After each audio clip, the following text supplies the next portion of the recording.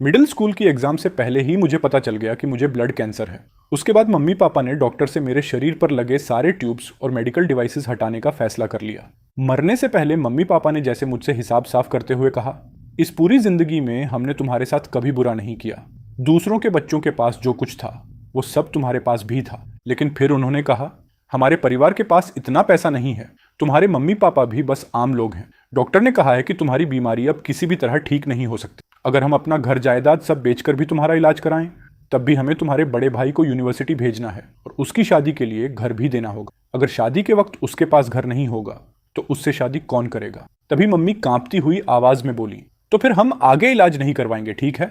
ऐसा लग रहा था जैसे वो मुझसे पूछ रही हो, लेकिन सच में वो पहले ही फैसला कर चुकी थी। फिर बगल में खड़े पापा ने भी धीरे से कहा, तुम भी चाहते हो ना कि तुम्हारा बड़ा भाई अच्छी जिंदगी जी?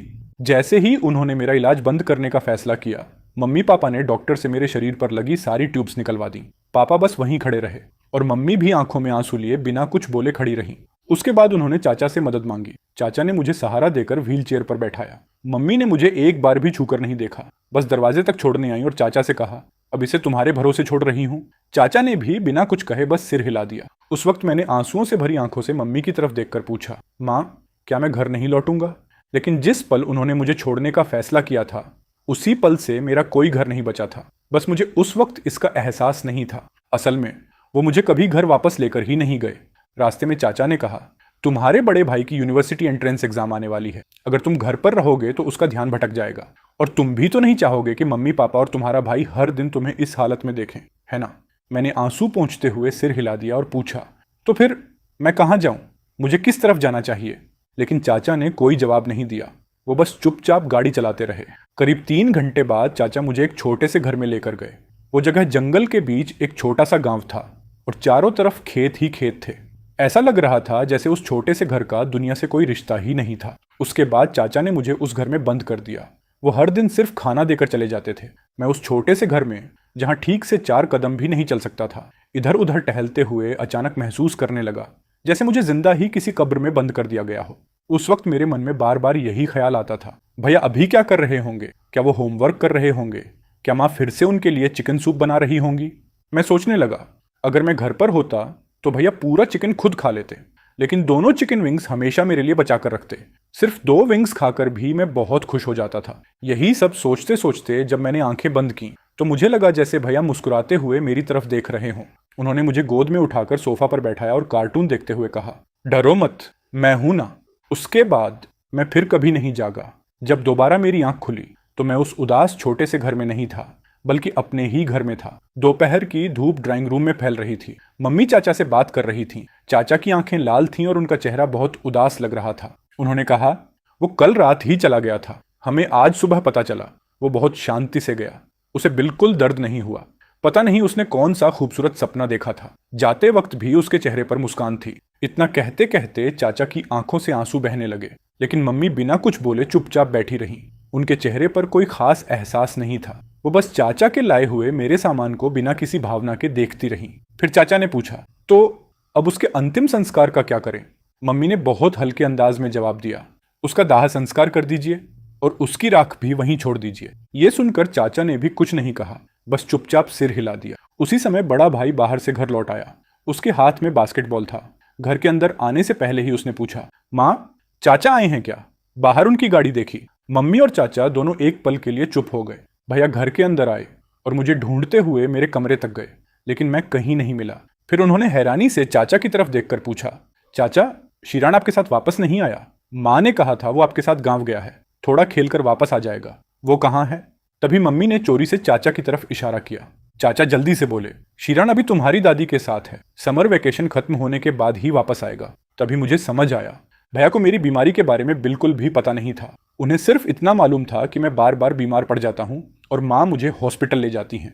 चाचा की बात सुनकर भैया ने भौहें सिकोड़ लीं और बोले, लेकिन समर वेकेशन खत्म होने में अभी 1-2 महीने बाकी हैं, वो तब तक वापस नहीं आएगा? क्या वो वहीं खेलता रहेगा? मम्मी ने उनके हाथ से बैग लेते हुए कहा, अरे रहने दो, उसे खेलने दो, तुम उसकी चिंता मत करो। लेकिन भैया को ये बात पसंद नहीं आई। उन्होंने कहा, किसने कहा? शिरण बहुत होशियार है। जब से मैं रोज उसका होमवर्क देख रहा हूँ, उसके मार्क्स लगातार बढ़ रहे हैं, इसलिए मुझे आगे भी उसका ध्यान रखना होगा। इतना कहकर भैया ने चाचा की तरफ मुड़कर कहा, चाचा कल सुबह शीरण को घर वापस ले आइएगा प्लीज। चाचा ने कोई जवाब नहीं दिया। उनकी आंखें फिर से लाल होने लगीं, इसलिए वो तुरंत मुड़कर बाहर चले गए। मम्मी उन्हें बाहर तक छोड़ने गईं। रास्ते में चाचा बोले, माँ को मत बताइएगा, वो शीरण से सबसे ज्यादा प्यार करती हैं, वो ये बात कभी बर्दाश्त नहीं कर पाएंगी। चाचा कुछ देर तक मम्मी को देखते रहे, फिर बोले, दीदी क्या आपके पास दिल भी है? आपको जरा सा भी दुख नहीं हो रहा? मम्मी कुछ देर चुप रहीं, फिर बिना किसी भावना के बोली, जो लोग अभी जिंदा हैं उन्हें तो आगे जीना ही होगा। भैया की यूनिवर्सिटी एंट्रेंस एग्जाम बहुत करीब थी, इसलिए उनके ऊपर पढ़ाई का बहुत प्रेशर था, लेकिन उन्होंने अपनी एग्जाम पेपर्स देखने के बजाय सीधे मेरी स्टडी टेबल की तरफ कदम बढ़ाए। टेबल पर बिखरी हुई किताबों को देखकर उन्होंने हल्का सा सिर हिलाया, फिर वो मेरे लिए किताबें ठीक करने लगे। तभी अचानक उन्हें मेरी चाइनीज एक्सरसाइज बुक मिल गई। जैसे ही उन्होंने उसे खोला, उन्हें उसके अंदर डेट के नीचे मेरे हाथ से बने 2 छोटे चिक्सन्स की ड्राइंग दिखाई दी। वो ड्राइंग मैंने सुशी और लिटिल डकलिंग्स के मम्मी पापा की तरह दौड़ सके इसीलिए बनाई थी। उसे देखकर भैया हंस पड़े और उसके बगल में पेंसिल से एक लाइन लिख दी, शरारती, ठीक से पढ़ाई नहीं करता ना, बदमाश। उसके बाद उन्होंने मेरी सारी किताबें अच्छी तरह अरेंज कर दी और मेरी नोटबुक में एक डिटेल्ड स्टडी प्लान बनाकर लिख दिया। उन्होंने अच्छे से हिसाब लगाया कि मैं एक दिन में कितने वर्ड्स याद कर सकता हूँ, कितना होमवर्क कर सकता हूँ, और उसी हिसाब से पूरा शेड्यूल लिखा। फिर आखिर में एक छोटे से फिस्ट मार्क के साथ उन्होंने लिखा, अगर सब पूरा न भी कर पाओ तो खुद पर जोर मत डालना, बस कल से थोड़ा बेहतर हो जाओ, वही काफी है। मेरे लिए पूरा स्टडी प्लान लिखने के बाद जैसे उन्हें अचानक कुछ याद आया, उन्होंने उस शेड्यूल के सबसे नीचे एक और लाइन लिखी, शीरान, लोग मेहनत से पढ़ाई अपने ही लिए करते हैं, भैया बस चाहता है कि तुम अच्छे इंसान बनो। ये लिखने के बाद वो हल्के से मुस्कुराए। शायद उन्हें पहले से ही दिख रहा था कि ये लाइन पढ़ने के बाद मैं पूरी मेहनत और लगन से पढ़ाई करूंगा। उसी समय मम्मी किचन में खाना बना रही थी। जब से मैं छोटा था मुझे मम्मी के साथ किचन में रहना बहुत पसंद था। जब भी मम्मी खाना बनाती थी मैं उनके पास खड़ा होकर सामान पकड़ाता था और पूरी सीरियसनेस के साथ उनकी मदद करता था। मैं हमेशा सोचता था कि ये किचन एक ऑपरेशन थिएटर है। मम्मी चीफ सर्जन हैं और मैं उनका छोटा असिस्टेंट हूँ जो उन्हें इंस्ट्रूमेंट्स पकड़ाता है। बचपन में मैंने फिल्मों की तरह असिस्टेंट डॉक्टर को सर्जन का पसीना पोंछते देखा था, इसलिए मैं भी एक छोटा तौलिया लेकर मम्मी का चेहरा पोंछा करता था। मम्मी मेरी हरकतों पर हमेशा हंस देती थी और प्यार भरी आवाज में कहती थी, अरे मेरे छोटे असिस्टेंट, जरा मम्मी के लिए अंडा तो ला दो। धीरे धीरे साल बीतते गए। किचन में माँ बेटे का साथ रहना मम्मी की आदत बन गया। अब उनके लिए खाना बनाना कोई अकेला या बोरिंग काम नहीं रह गया था। लोग कहते हैं जब कोई अपना अभी अभी इस दुनिया से जाता है तब किसी को भी तुरंत उसकी कमी का एहसास नहीं होता, लेकिन फिर आखिर वो पल कब आता है जब सच में महसूस होता है कि वो इंसान अब कभी वापस नहीं आएगा। शायद जब आप आदत के मुताबिक 2 टमाटर लेने के लिए हाथ बढ़ाते हैं। उस वक्त मम्मी ने बिना कुछ सोचे पहले अंडे को पैन में डालकर फ्राई किया। जब वो पक गया तो प्लेट में निकाल दिया। फिर पीछे मुड़कर चाकू उठाया और आदत के मुताबिक उस टमाटर को लेने के लिए हाथ बढ़ाया जो मैं हमेशा उन्हें पकड़ाया करता था। लेकिन मम्मी की हरकत अचानक वहीं रुक गई। उन्होंने सिर उठाकर देखा। पूरे किचन में कोई नहीं था। चारों तरफ सिर्फ खालीपन था। पूरा घर भी बिल्कुल शांत था। मम्मी कुछ पल तक चुप खड़ी रहीं।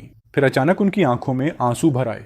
उसके बाद उन्होंने अपनी मुट्ठियां कसकर भींच लीं और रोने की आवाज और अपने सारे जज्बातों को बाहर आने से रोकने के लिए पूरी ताकत लगा दी। वो खुद को ऐसे दिखाने की कोशिश कर रही थी जैसे कुछ हुआ ही ना हो। आंसू लगातार बहते रहे, लेकिन उनके चेहरे पर अब भी कोई एक्सप्रेशन नहीं था। उन्होंने अपनी आंखें नीचे कर लीं, ठंडे चेहरे के साथ ऐसे दिखाया जैसे सब ठीक हो। फिर फ्रिज से टमाटर निकाला और सिर झुकाकर उसे काटने लगी। फिर अचानक उन्हें एक बात याद आई। इतने सालों तक खाना बनाते हुए उन्होंने मुझसे कभी नहीं पूछा था, बेटा आज क्या खाना खाओगे? वो हमेशा सिर्फ बड़े भाई से ही पूछा करती थी और भैया हमेशा कहते, कुछ भी बना लो, मुझे सब चलेगा। लेकिन मैं मम्मी के पास खड़ा होकर हमेशा मुस्कुराते हुए कहता था, माँ मुझे तो सब पसंद है। दूसरी तरफ चाचा मेरे अंतिम संस्कार का काम पूरा करने के लिए फिर से उस गांव लौट गए। उन्होंने मेरा दाह संस्कार करवाया, फिर मेरी राख का कलश उठाकर अकेले उसी छोटे से घर में वापस पहुंचे। रात हो चुकी थी। जब वो उस छोटे से घर में दाखिल हुए, अंदर बिल्कुल अंधेरा था। तभी उनके दिमाग में अचानक मेरी वो तस्वीर उभर आई जब मैं जिंदा था और उसी घर में लेटे लेटे अपनी मौत का दिन बिना किसी उम्मीद के इंतजार करता रहता था। मैं हमेशा दरवाजे की तरफ पीठ करके दीवार की तरफ मुंह करके लेटा करता था। चाचा ने मेरी राख का कलश नीचे रखा और कमरे को साफ करने लगे। तभी लैंटर्न की हल्की रोशनी में उनकी नजर उस दीवार पर पड़ी जिसे मैं हर दिन घूर कर देखा करता था। उस दीवार पर मैंने अपने गुजरे हुए दिनों का हिसाब लिखा हुआ था। मैंने एक छोटे से पत्थर से दीवार पर छोटे छोटे निशान बनाकर हर दिन काउंट किया था और उन निशानों के ऊपर टेढ़ी मेढ़ी लिखावट में एक लाइन भी लिखी हुई थी। उसमें लिखा था, जब मैं ये सारे निशान पूरे कर लूंगा तब मम्मी मुझे लेने आएंगी और मुझे घर वापस ले जाएंगी। लेकिन उस लाइन के नीचे बना आखिरी निशान अभी पूरा भी नहीं हुआ था। उसकी सिर्फ आखिरी लाइन बाकी थी और उसी रात मेरी मौत हो गई। ये देखकर चाचा पूरी तरह चुप हो गए। उन्होंने आंखें बंद कर लीं, कमरे को समेटा और बिना कुछ कहे वहां से निकल गए। जब चाचा घर पहुंचे, दादी आंगन में बैठी थीं। आंगन की हल्की रोशनी में उन्होंने चश्मा लगाया हुआ था और हाथ में एक बहुत पुरानी मोटी फोटो एल्बम पकड़ी हुई थी। उन्हें देखकर साफ लग रहा था कि वो बहुत नाराज हैं और मुझे पता था कि वो नाराज क्यों हैं। पहले मैं हर 2 दिन में एक बार दादी को फोन किया करता था। एक बार ऐसा हुआ कि मैंने लगातार 2 दिन उन्हें कॉल नहीं की। तब दादी गुस्सा होकर बोली थी, तेरा फोन आए तो जैसे आधा महीना हो गया। मैं हंसते हुए बोला था, अरे दादी, आधा महीना कहाँ, अभी तो सिर्फ 2 दिन हुए हैं। दादी ने मुंह बनाकर कहा, 2 दिन भी कोई कम होते हैं क्या? तूने पूरे 2 दिन मुझे फोन क्यों नहीं किया? अगर ऐसा ही करना है तो फिर जिंदगी भर फोन मत करना, मान लेना कि मैं मर गई। उस वक्त जब दादी मुझसे नाराज हुई थी तब मैं हंस पड़ा था और उनसे प्रॉमिस किया था कि अब से हर 2 दिन में एक बार जरूर फोन करूंगा। और अब दादी उसी फोन को कसकर पकड़े बैठी थी। वो सोने भी नहीं गई, बस मेरे फोन का इंतजार करती रही। उसी समय पड़ोस के एक अंकल ने चाचा को वापस आते देखा और कहा, अरे तुम आ गए। तुम्हारी माँ इन दिनों रोज फोन हाथ में लेकर पूछती रहती हैं कि क्या फोन खराब हो गया है या बैलेंस खत्म हो गया है, जरा उनका फोन जाकर देख दो। चाचा जानते थे कि दादी किस हालत में है। वो उनके पास गए और उनके हाथ से फोन ले लिया। फिर उन्हें घर के अंदर चलने को कहा, लेकिन दादी नहीं मानी। उन्होंने कहा, मेरा फोन वापस दो। चाचा बोले, कौन सा फोन? चलो अब जाकर सो जाओ। दादी ने तुरंत कहा, अगर शीरान का फोन आ गया और मैं उठा नहीं पाई तो मेरा फोन वापस दो। तब चाचा ने उन्हें समझाते हुए कहा, शीरान की एग्जाम पास आ गई है, वो बहुत बिजी है, इसलिए टाइम नहीं मिल रहा। लेकिन दादी ने सिर हिलाकर कहा, मुझे पता है उसकी एग्जाम पास है, लेकिन शीरान ऐसा बच्चा नहीं है जो मुझे भूल जाए। वो तुम लोगों की तरह बेपरवाह नहीं है। चाहे कितना भी बिजी हो, वो मुझे जरूर याद करेगा, क्योंकि वो मुझसे सबसे ज्यादा प्यार करता है। इतना कहकर दादी ने चाचा के हाथ से फोन वापस छीन लिया और चारपाई पर बैठकर बार बार स्क्रीन की तरफ देखने लगी। ये देखकर चाचा की आंखें फिर से लाल हो गईं। वो सच बताना चाहते थे, लेकिन उनमें सच बोलने की हिम्मत नहीं थी। आखिर में चाचा ने अपनी आंखें पोंछी और झूठ बोल दिया, आज मैं शीरान से मिलने गया था। ये सुनते ही दादी की आंखें चमक उठीं। उन्होंने खुशी से पूछा, सच? तुम उससे मिलने गए थे? चाचा ने सिर हिलाया और बोले, हाँ, शीरान ने कहा कि पहले वो ठीक से पढ़ाई नहीं करता था। उसने आपको चिंता न करने को कहा है। इस बार वो एग्जाम में बहुत अच्छे मार्क्स लाएगा। ये सुनकर दादी बहुत खुश हो गई और मुस्कुराकर बोली, अच्छा, अगर ऐसी बात है तो 1 महीने तक फोन न करे तब भी चलेगा। फिर तुरंत अपनी बात बदलते हुए बोली, नहीं, 1 महीना तो बहुत ज्यादा हो जाएगा, इतना भी नहीं चलेगा। फिर उन्हें अचानक कुछ याद आया। उन्होंने खुशी से कहा, कल संडे है, वो कल तो पक्का वीडियो कॉल करेगा। उसके बाद दादी चारपाई पर आराम से लेट गईं और अपना सबसे कीमती फोन सिरहाने रख लिया। उनकी आंखें बंद थीं, लेकिन उनके दिमाग में बस यही चल रहा था कि जब कल मेरा फोन आएगा तो 5 दिन तक फोन न करने की बात पर वो मुझसे कैसे नाराजगी जताएंगी। यही सोचते सोचते दादी मुस्कुराते हुए सो गईं। उस रात पापा काम से बहुत देर से घर लौटे। जब वो कॉलोनी में पहुंचे तब रात के 12 बज चुके थे। चारों तरफ सन्नाटा था, सिर्फ कुछ आवारा कुत्ते कूड़े में खाना ढूंढ रहे थे। उसी समय एक छोटा कुत्ता अचानक रुक गया और अंधेरे में खड़े थके हुए एक इंसान की तरफ देर तक देखता रहा। पापा ने भी उसे पहचान लिया। वो वही छोटा कुत्ता था जिसका नाम मैंने खुद शाओहेई रखा था। शाओहेई बचपन में लगभग मर ही गया था, क्योंकि वो अपनी माँ के सारे पपीज में सबसे छोटा और सबसे कमजोर था। जब बाकी पपीज माँ का दूध पीने के लिए धक्का मुक्की करते थे तब वो धक्का भी नहीं दे पाता था और हमेशा एक तरफ गिरा दिया जाता था। यहाँ तक कि उसकी माँ भी उसे नजरअंदाज करती थी। एक दिन मैं और पापा पार्सल लेने गए थे। वापस आते वक्त हमने जंगल के पास शाओहेई को देखा। उसकी माँ उसके पास ही थी, लेकिन फिर भी उसे बिल्कुल इग्नोर कर रही थी। ये देखकर मुझे बहुत दुख हुआ। मैंने पापा का हाथ पकड़कर पूछा, पापा, क्या हम इसे घर नहीं ले जा सकते?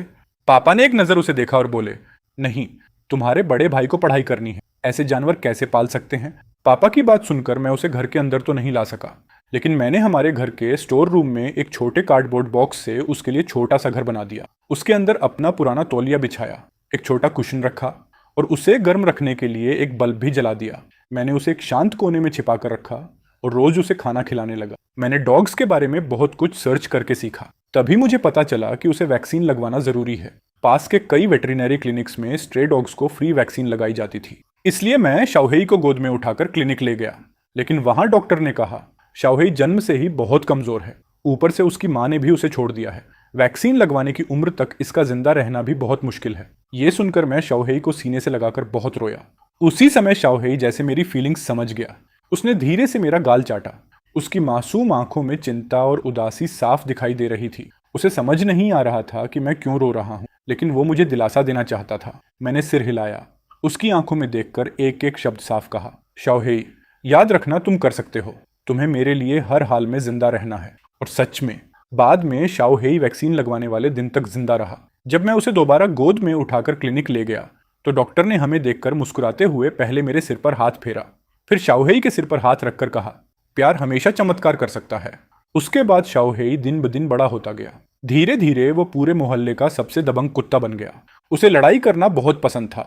वो किसी को भी नहीं छोड़ता था, लेकिन मेरे सामने वो पूंछ हिलाकर प्यार जताने वाला सबसे समझदार कुत्ता बन जाता था। और अब शाओहेई दूर खड़ा मेरे पापा को देख रहा था। फिर वो धीरे धीरे उनके पास आया और उनके पैरों और चप्पलों को सूंघने लगा। ऐसा लग रहा था जैसे वो मेरे बारे में पूछ रहा हो, जैसे मुझे ढूंढ रहा हो। लेकिन पापा बहुत चिड़चिड़े थे।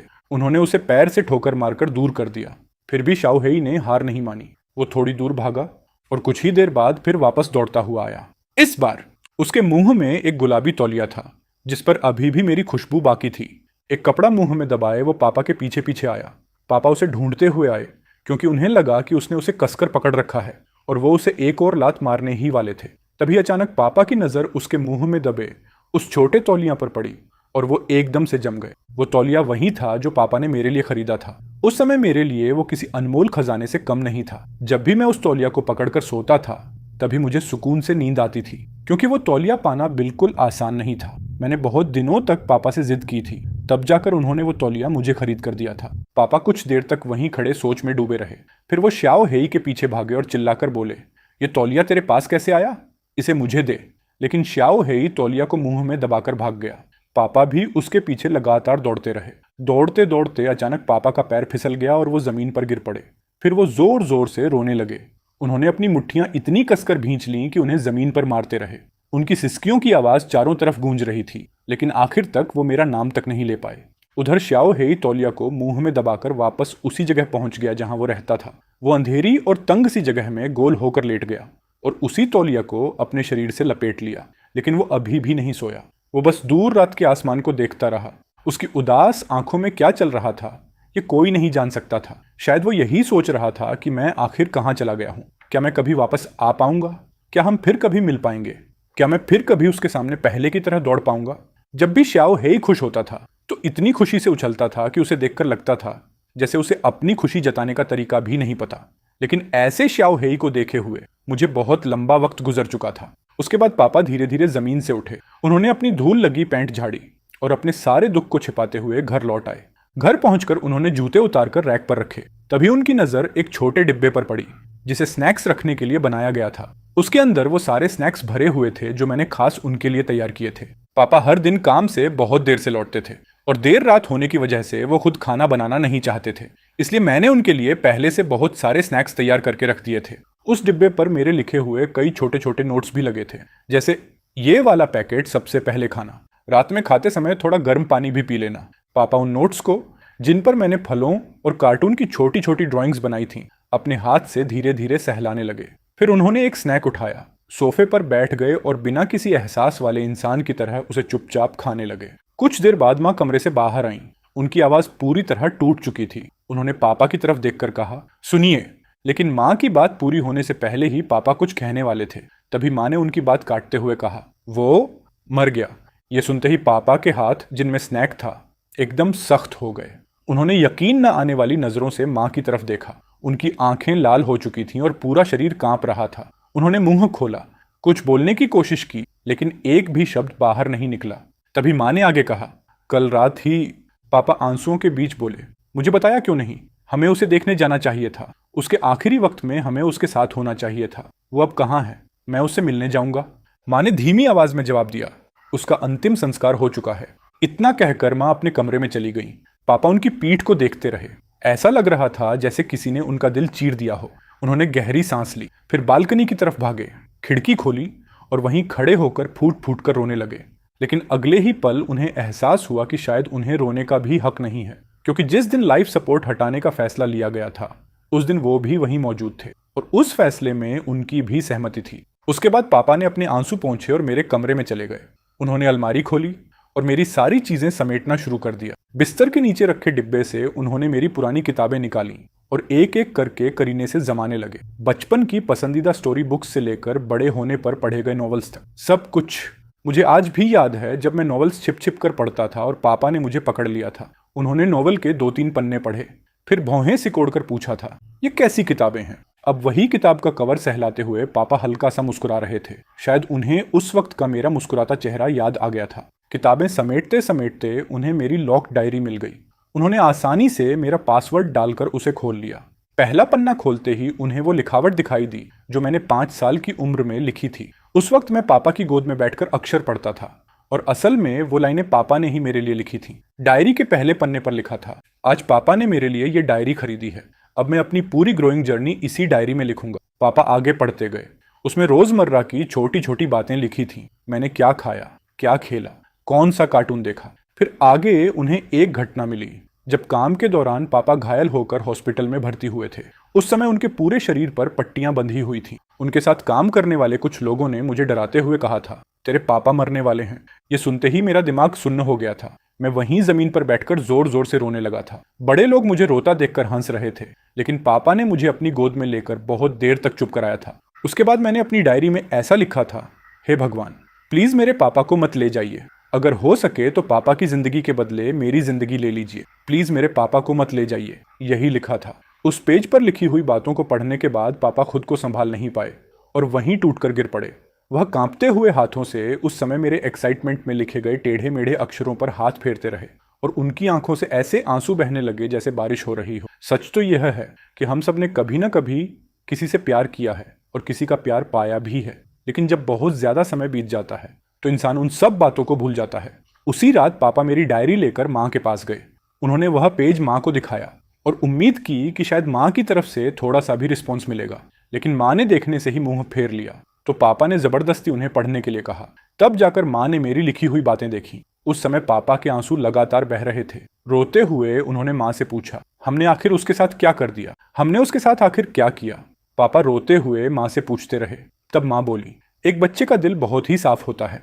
अगर वह कहता है कि वह अपने माँ बाप से प्यार करता है तो वह सच में बिना किसी शर्त के प्यार करता है। हम भी कभी बच्चे थे, लेकिन क्या आप आज भी बच्चे हैं? इतना कहकर माँ ने पापा की तरफ देखा और उनसे सवाल किया। पापा कुछ देर चुप रहे, फिर हल्का सा हंस पड़े। वह हंसी ऐसी थी जैसे वह खुद पर हंस रहे हों। माँ को देखते हुए उन्होंने कहा, तुम कहना चाहती हो कि बड़े होने के बाद हमारा दिल बच्चों जितना साफ नहीं रहता? वह हंसी बिल्कुल ऐसी थी जैसे वह खुद का मजाक उड़ा रहे हों। फिर उन्होंने माँ की तरफ देखकर पूछा, क्या तुम कहना चाहती हो कि बड़े होने के बाद हम बच्चों जितने भी मासूम नहीं रहते? माँ कहना चाहती थी। मेरा मतलब वो नहीं था, लेकिन पापा की बात सुनने के बाद वह चुप हो गई। उन्होंने सिर झुका लिया और आंखें बंद कर लीं। नानी जब तक जिंदा थीं, वो हमेशा रात को देर से घर लौटती थीं, इसलिए उन्होंने कभी यह नहीं पूछा कि मैं अभी तक घर क्यों नहीं लौटा। लेकिन जब भी वह मेरे कमरे के सामने से गुजरती, धीरे से बड़बड़ाती, क्या वह लड़का अभी तक गांव से वापस नहीं आया? उन्हें तो यही लगता था कि मैं बाहर खेल रहा हूँ। उस दिन माँ किचन में खाना बना रही थी। उन्हें याद ही नहीं था कि आज मदरज डे है। बड़ा भाई घर लौटते ही टेबल पर बैठकर पढ़ाई करने लगा, लेकिन उसकी नजर बार बार दरवाजे की तरफ जा रही थी। माँ ने खाना टेबल पर रख दिया, फिर भी भाई ने खाना शुरू नहीं किया। ऐसा लग रहा था जैसे वह किसी का इंतजार कर रहा हो। माँ ने कहा, तुम्हारे पापा दोपहर का खाना खाने घर नहीं आएंगे। भाई बोला, मुझे पता है, मैं शीरण का इंतजार कर रहा हूँ। माँ ने पूछा, उसका इंतजार क्यों कर रहे हो? भाई ने जवाब दिया, वह जरूर वापस आएगा, उसे मदरज डे पर माँ को गिफ्ट देना है। इतना कहने के बाद भाई ने अपने फोन में मेरा 3 महीने पहले भेजा हुआ एक मैसेज माँ को दिखाया। वह मैसेज मैंने करीब 3 महीने पहले भेजा था। उस समय मैं सोच रहा था कि मदर्स डे पर माँ को क्या गिफ्ट दूं, इसलिए मैंने भाई से पूछा। भाई ने सलाह दी, कैसा भी हो, लेकिन ऐसा गिफ्ट मत देना जिसमें पैसे खर्च हों। भाई की बात सही थी। मुझे आज भी याद है जब मैं तीसरी क्लास में था, तब पहली बार मैंने मदर्स डे पर माँ को गिफ्ट दिया था। वह सिर्फ एक फूल था। उस एक फूल के लिए मैंने 13 युआन खर्च किए थे, लेकिन माँ ने फूल मिलते ही मुझे डांटते हुए कहा, इन फूलों का क्या फायदा? उस समय उनकी बात सुनकर मुझे इतना दुख हुआ कि मेरी आंखों में आंसू आ गए। असल में मैं तो सिर्फ इतना कहना चाहता था, माँ ये फूल आपके लिए है, मदरज डे मुबारक हो। लेकिन उनकी बात सुनने के बाद मुझ में वह एक लाइन बोलने की भी हिम्मत नहीं बची। उसके बाद मैंने कभी माँ को कोई गिफ्ट देने की हिम्मत नहीं की। बाद में त्योहारों पर मैं अपने हाथ से बनी हुई छोटी छोटी क्राफ्ट्स या कार्ड्स भी देना छोड़ दिया। लेकिन करीब 3 महीने पहले मैं हमेशा बीमार रहने लगा था और मुझे बार बार बुरे सपने आते थे। मुझे ऐसा महसूस होने लगा था कि मेरी जिंदगी अब ज्यादा लंबी नहीं है, इसलिए मैं माँ को एक गिफ्ट ज़रूर देना चाहता था। मैंने भाई से पूछा कि क्या गिफ्ट दूँ। भाई बोला, तुम खुद इस्तेमाल करते हो, फिर भी खुद सोच नहीं सकते। ये सुनकर मैं थोड़ा नाराज़ हो गया और उसे मैसेज किया, मैं तो माँ को सबसे बेस्ट मदर्स डे गिफ्ट ज़रूर दूंगा। उस मैसेज को देखने के बाद माँ के चेहरे पर कोई एक्सप्रेशन नहीं था। उन्होंने फ़ोन वापस भाई को दे दिया और बस इतना कहा, चलो खाना खाओ। उसके बाद माँ बोली, शायद वह भूल गया होगा। भाई ने तुरंत कहा, शिरान कैसे भूल सकता है, वह कभी नहीं भूलता। तभी माँ अचानक गुस्से में आ गई और बोली, खाना है तो खाओ, उसका इंतजार करने की जरूरत नहीं है। भाई समझ नहीं पाया कि माँ इतनी छोटी सी बात पर इतना गुस्सा क्यों हो गई, लेकिन वह जानता था कि जब माँ एक बार कुछ कह देती हैं तो उनसे बहस नहीं करनी चाहिए। इसलिए वह चुप हो गया और सिर झुकाकर खाना खाने लगा। फिर भी भाई ने मेरी पसंद की सब्जियां जानबूझकर बचाकर रख दी। थोड़ी देर बाद उसने कहा, अब मैं खा चुका हूँ। फिर वह टेबल से उठा, अपना बैग कंधे पर डाला और बाहर चला गया। उसके बाद माँ ने टेबल पर बचा हुआ खाना देखा। उनके चेहरे पर कोई एक्सप्रेशन नहीं था, लेकिन उनका पूरा शरीर कांप रहा था। एक हफ्ते से भी ज्यादा समय बीत गया, फिर भी मैं घर वापस नहीं आया। भाई की चिंता लगातार बढ़ती जा रही थी। उसने मुझे कई बार फोन किया, लेकिन मेरा फोन हमेशा स्विच ऑफ मिला। इसलिए उसने मेरे चाचा को फोन करके पूछा। तब चाचा ने कहा कि मैं गांव में दादी के साथ रहकर उनकी देखभाल कर रहा हूं और गांव में नहीं हूं। यह सुनकर बड़े भाई ने तय किया कि छुट्टी वाले दिन वह मुझसे मिलने जाएगा। लेकिन जैसे ही वह घर से बाहर निकलने लगा, माँ ने पीछे से उसका बैग पकड़कर रोक लिया। माँ बोली, क्या तुम्हें नहीं पता कि यूनिवर्सिटी स्टाफ एग्जाम में अब सिर्फ कुछ ही दिन बचे हैं? उसे घर वापस न आने के लिए मैंने ही कहा था। मुझे डर था कि वह तुम्हारी पढ़ाई में डिस्टर्ब करेगा। अगर चाहते हो कि वह जल्दी घर लौटे तो पहले अपना एग्जाम अच्छे से दो। माँ की बात सुनने के बाद भाई कुछ भी कहने की हिम्मत नहीं कर पाया और सिर्फ पढ़ाई करने लगा। माँ की बात सुनने के बाद भाई कुछ भी नहीं बोला और पूरी मेहनत से पढ़ाई करता रहा। लेकिन जैसे ही वह किताबों को देखता, उसके दिल में एक अजीब सा पछतावा और गिल्टी फीलिंग उठने लगती। इसी तरह उस छुट्टी वाले दिन हमारी क्लास टीचर घर पर आ गई। तब माँ ने उन्हें चाय देते हुए कहा, कुशिरान घर पर नहीं है, वह गांव गया हुआ है। मैंने स्कूल में पहले ही छुट्टी की जानकारी दे दी थी। माँ की बात सुनकर क्लास टीचर हल्का सा मुस्कुराई और बोली, अचानक परेशान करने के लिए माफ कीजिए, लेकिन मैं जानना चाहती थी कि कुशिरान हमेशा गांव में ही क्यों रहता है। आजकल स्कूल में बुलिंग के मामले बहुत बढ़ गए हैं, इसलिए स्कूल ने कहा है कि जो भी बच्चा रेगुलर स्कूल नहीं आ रहा उसकी वजह जरूर पता की जाए। उम्मीद है आप हमारी ड्यूटी को समझेंगी, टीचर ने समझाया। ये सुनकर माँ ने सिर हिलाया और झूठ बोलते हुए कहा, उसका इन सब बातों से कोई लेना देना नहीं है। मेरी माँ की तबीयत ठीक नहीं रहती, इसलिए वह उनकी देखभाल करने गया है। तब टीचर बोली, अच्छा ऐसा है, और फिर उस बात पर आगे कुछ नहीं पूछा। उसके बाद टीचर ने एक इनविटेशन लेटर निकालकर माँ की तरफ बढ़ाया। माँ ने हैरानी से उसे लिया। तब क्लास टीचर मुस्कुराते हुए बोली, क्या कुशिरान ने आपको कुछ नहीं बताया? उसने पहले एक कहानी लिखकर भेजी थी ना। माँ कुछ पल के लिए चुप रह गई और फिर अनजान बनने की तरह सिर हिला दिया। तब टीचर ने खुशी से कहा, उसकी कहानी कंपटीशन में सिलेक्ट हो गई है, उसे शहर आकर अवार्ड लेने के लिए बुलाया गया है और साथ में प्राइज मनी भी मिलेगी। बात करते करते क्लास टीचर ने आगे कहा, कुशिरान सच में बहुत लकी है। राइटिंग में उसका टैलेंट कमाल का है। बाकी सब्जेक्ट्स में उसके मार्क्स इतने अच्छे नहीं होते, लेकिन चाइनीज लैंग्वेज और ऐसे राइटिंग में वह हमेशा फुल मार्क्स लाता है। फिर टीचर ने एक और अच्छी खबर देते हुए कहा, कंपटीशन वालों ने यह भी कहा है कि अगर कुशिरान की और भी रचनाएं हों तो वह सीधे उन्हें भेज सकता है। शायद उसकी अपनी बुक भी पब्लिश हो जाए। यह सुनकर माँ बस टीचर के दिए हुए इनविटेशन लेटर को देखती रही, लेकिन कुछ नहीं बोली। माँ लगातार उस इनविटेशन लेटर को देखती रही और कुछ नहीं बोली। जब टीचर ने देखा कि माँ की तरफ से कोई रिस्पॉन्स नहीं आ रहा तो उन्होंने धीरे से पुकारा, बहन जी। तब माँ को होश आया और उन्होंने हल्का सा सिर हिलाया, लेकिन उनके चेहरे पर अब भी कोई भाव नहीं था। फिर उन्होंने शांत आवाज में पूछा, ठीक है, मुझे पता चल गया, क्या और कोई बात है? माँ का ठंडा रवैया देखकर टीचर ने ज्यादा कुछ नहीं कहा। उन्होंने सिर्फ इतना कहा, बच्चा जल्दी ही मिडिल स्कूल में जाएगा, इतनी पढ़ाई मिस करना ठीक नहीं है, कृपया उसे जल्दी घर वापस बुला लीजिए। माँ ने बस चुपचाप सिर हिला दिया। टीचर के जाने के बाद जैसे ही माँ ने दरवाजा बंद किया, बड़ा भाई कमरे से बाहर आ गया। माँ ने उसकी तरफ देखा। दोनों की नजरें मिली तो माँ एक पल के लिए घबरा गईं, लेकिन अगले ही पल उन्होंने अपना चेहरा सामान्य कर लिया और पूछा, क्या हुआ? लेकिन भाई ठंडी नजरों से माँ को देखते हुए बोला, माँ, शिरान के साथ आखिर क्या हुआ है? माँ ने धीरे से जवाब दिया, कुछ नहीं हुआ। तब भाई ने पूछा, अगर कुछ नहीं हुआ तो आपने टीचर से झूठ क्यों कहा कि दादी की तबीयत खराब है? आपने क्यों कहा कि वह दादी की देखभाल कर रहा है? मैंने अभी थोड़ी देर पहले ही दादी को फोन किया था। उन्होंने कहा कि शिरान कभी उनके पास आया ही नहीं और उनसे भी उसका बहुत दिनों से कांटेक्ट नहीं हुआ है। यह सुनकर माँ ने सिर झुका लिया, इसलिए उनके चेहरे का भाव साफ दिखाई नहीं दे रहा था। तभी भाई ने अपना फोन उठाकर दिखाया और कहा, लेकिन मैंने अभी चाचा को भी फोन किया। भाई ने फोन दिखाते हुए कहा, मैंने अभी चाचा को भी फ़ोन किया और उन्होंने भी यही कहा कि शीरान दादी के पास है। आप लोग मुझे और दादी को झूठ क्यों बोल रहे हैं? शीरान आखिर कहाँ है? उसके साथ सच में क्या हुआ है? भाई लगातार सवाल पूछता गया। उसके सवाल सुनकर माँ ने भौहें सिकोड़ लीं और ठंडी आवाज में बोली, तुम्हारे एग्जाम आने वाले हैं, ये तुम्हारी चिंता करने वाली बात नहीं है। तब भाई ने सिर हिलाया और कहा, ठीक है, तो कम से कम इतना ही बता दीजिए कि शीरान कहाँ है। मुझे उससे फोन पर बात करने दीजिए। अगर मुझे यकीन हो जाए कि वह ठीक है तो मैं और कोई सवाल नहीं पूछूंगा। भाई ने विनती की, लेकिन माँ ने भौहें सिकोड़ लीं और समझ नहीं पाई कि क्या जवाब दें। जब भाई ने देखा कि माँ कुछ नहीं बोल रही हैं, तो उसने और कुछ नहीं सोचा, दरवाजा खोला और बाहर जाने लगा।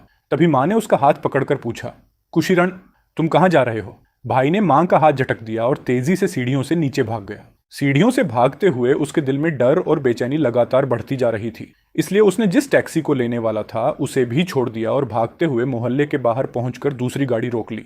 गाड़ी में बैठते ही उसने ड्राइवर से कहा कि सीधे गांव चलो। ड्राइवर किराया बताने ही वाला था कि भाई गुस्से में बोला, बस गाड़ी चलाइए। कुछ देर बाद वह दादी के घर पहुंच गया। दादी गेट पर खड़ी थी, जैसे उसी का इंतजार कर रही हो। भाई को देखते ही उन्होंने उसका हाथ पकड़ लिया और रोते हुए पूछा, शीरान कहाँ है? सब लोग मुझसे झूठ क्यों बोल रहे हैं? मेरा पोता शीरान कहाँ चला गया? उसी समय माँ से खबर पाकर चाचा भी मोटरसाइकिल से तेजी से दादी के घर पहुंच गए। भाई और दादी को देखकर उनकी आंखें ऐसे झपक रही थीं जैसे वह कोई सच छिपा रहे हों। चाचा का वह चेहरा देखते ही भाई को पूरा यकीन हो गया कि उन्हें सब कुछ पता है। आखिर सब लोग क्या छिपा रहे थे? भाई तुरंत चाचा के पास गया, उनकी शर्ट का कॉलर पकड़ लिया और बोला, चाचा मुझे बताइए, चाचा मुझे बताइए, आखिर सच क्या है? अगर शीरान सिर्फ घर से नाराज होकर चला गया होता या कोई छोटी मोटी बात होती तो आप लोग इसे इस तरह नहीं छिपाते, है ना? भाई कांपती हुई आवाज में पूछ रहा था। जितना वह सोच रहा था उतना ही ज्यादा डरता जा रहा था। चाचा की शर्ट का कॉलर पकड़ने वाले उसके हाथ इतनी जोर से जकड़े हुए थे कि उंगलियां सफेद पड़ गई थीं। अब उसमें आगे सोचने की भी हिम्मत नहीं बची थी। उसकी आंखें लाल हो चुकी थीं, होंठ कांप रहे थे और उसकी आवाज भी पूरी तरह भर्रा चुकी थी। उसके बाद भाई रोते हुए बोला, आखिर क्या हुआ? प्लीज मुझे सच बता दीजिए। भाई की ये हालत देखकर अंकल भी खुद को और रोक नहीं पाए।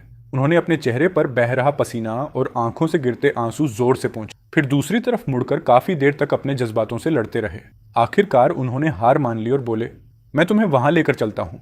इसके बाद अंकल बड़े भाई को उस छोटी सी झोपड़ी में ले गए जहां मेरी अस्थियों का कलश रखा हुआ था और मैं उसी कलश के अंदर खामोशी से न जाने कितने दिन गुजार चुका था। उस दिन चारों तरफ फैले खेत तेज धूप में चमक रहे थे। सब कुछ जिंदा और खूबसूरत लग रहा था, लेकिन उन्हीं चमकते खेतों के बीच बनी वो छोटी सी झोपड़ी अजीब तरह से सुनसान और अकेली लग रही थी। जब भाई उस पतली सी पगडंडी पर चल रहा था, शायद उसके दिमाग में सबसे बुरा ख्याल यही आया होगा कि मैं बहुत बीमार हूं, या मेरी बीमारी बहुत ज्यादा बढ़ गई है, या किसी संक्रामक बीमारी की वजह से मुझे यहाँ अलग रखा गया है। लेकिन उसने कभी ये नहीं सोचा होगा कि हकीकत इससे भी कहीं ज्यादा दर्दनाक होगी। जैसे ही उसने झोपड़ी के अंदर देखा, वो चौंक कर बोला, ये क्या है?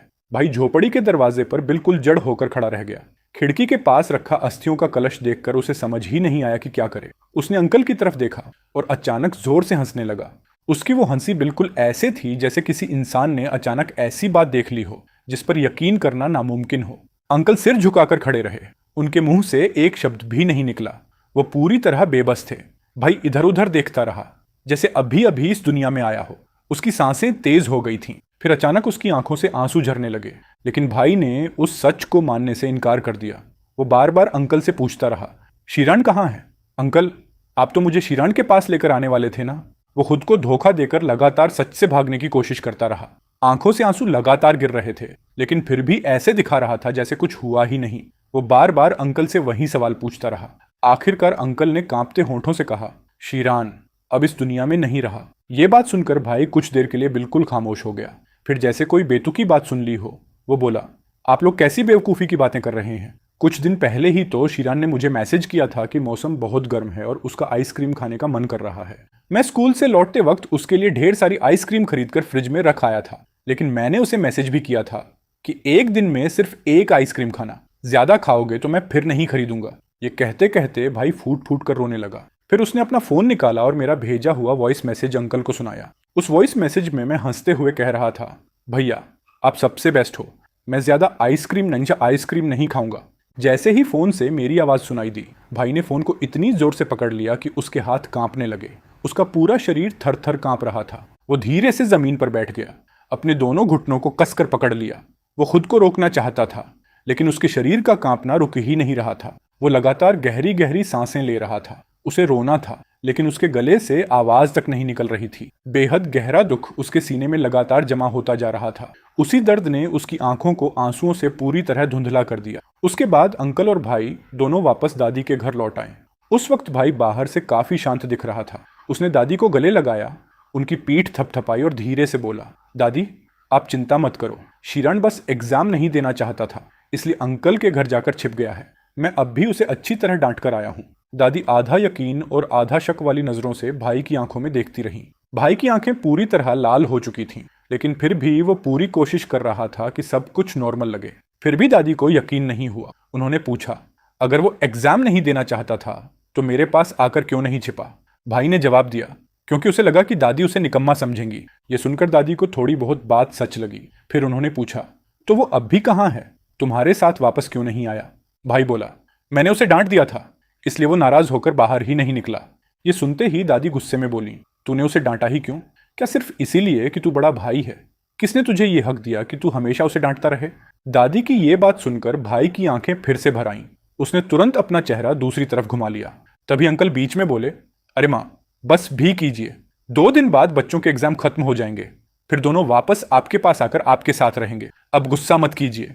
लेकिन दादी का गुस्सा अभी भी कम नहीं हुआ था। अंकल उन्हें घर के अंदर ले जाने लगे, लेकिन पूरे रास्ते दादी बस यही कहती रही, तुम लोगों को तो बस मेरे शीरान पर ही रौब जमाना आता है। वो तो दादी पूरे रास्ते बड़बड़ाती रही, तुम लोग उसे आसान टारगेट समझकर हमेशा उसी को सताते रहते हो ना। उसके बाद अंकल से सारी सच्चाई जानकर भाई को पता चल गया कि माँ और पापा ने मुझे छोड़ देने का फैसला कर लिया था। सच तो ये था कि मुझे छोड़ने का फैसला माँ और पापा ने ही किया था। जब डॉक्टर ने मेरी लाइफ सपोर्ट की सांस वाली ट्यूब निकाल दी, तब दोनों बिना पलक झपकाए बस मुझे देखते रहे।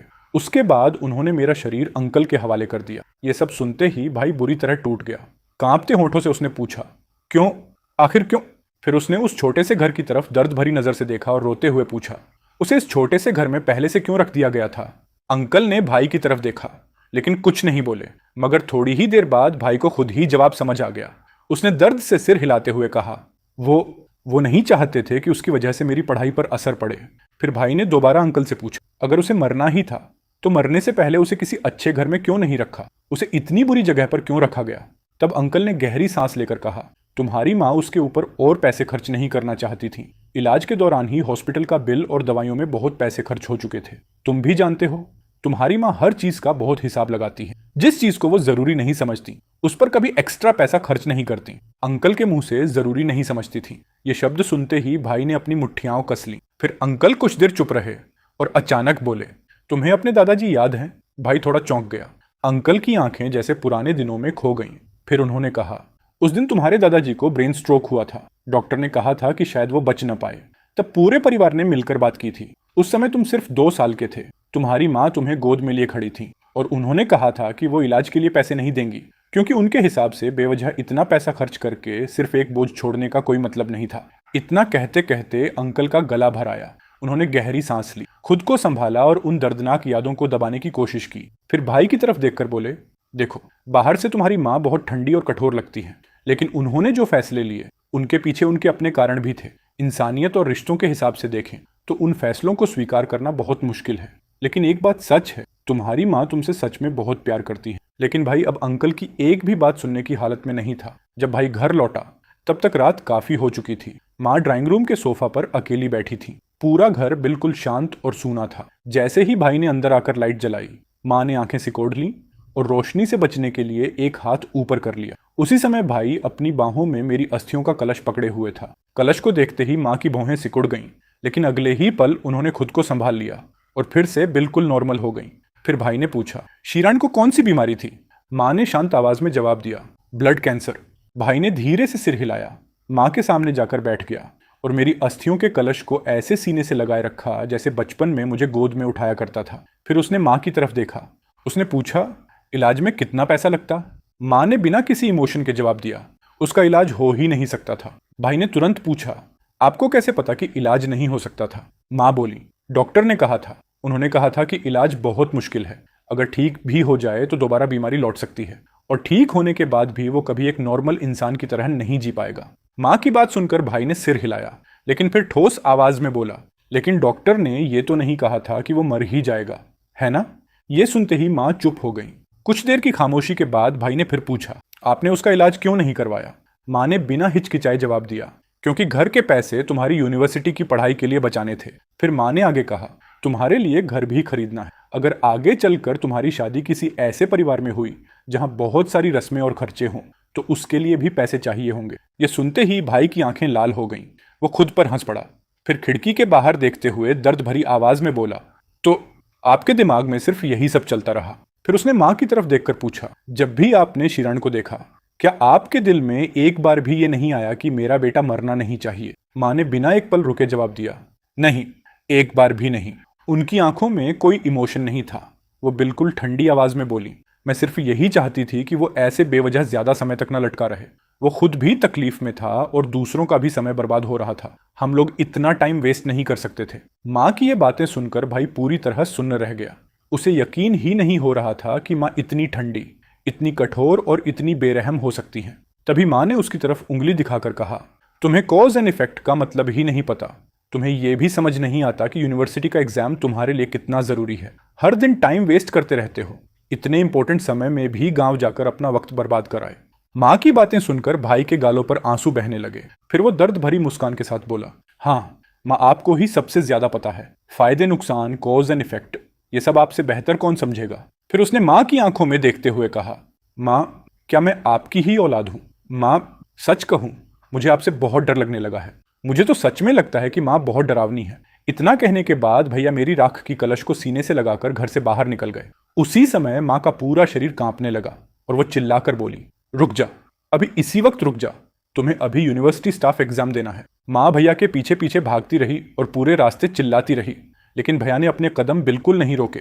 आखिर में माँ भी उनके पीछे भागते भागते फूट फूट कर रोने लगी। उसकी आवाज कांप रही थी और उसमें बेबसी साफ महसूस हो रही थी। फिर माँ रोते हुए बोली, कम से कम मैंने तुम्हारे साथ तो अच्छा किया है। कम से कम तुम्हारे लिए मेरे दिल में हमदर्दी थी। अब वापस आ जाओ, प्लीज वापस आ जाओ।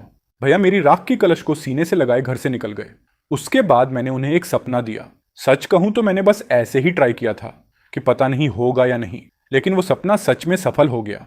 उस सपने में मैंने भैया को देखा और भैया ने भी मुझे देख लिया, लेकिन भैया वहीं खड़े होकर रो रहे थे। रोते रोते जमीन पर बैठ गए और बहुत दर्द से बिलख बिलख कर रोने लगे। तब मैंने कहा, भैया अब मत रोइए, आपको यूनिवर्सिटी स्टाफ एग्जाम भी तो देना है। मेरी बात सुनते ही भैया अचानक गुस्से में आ गए।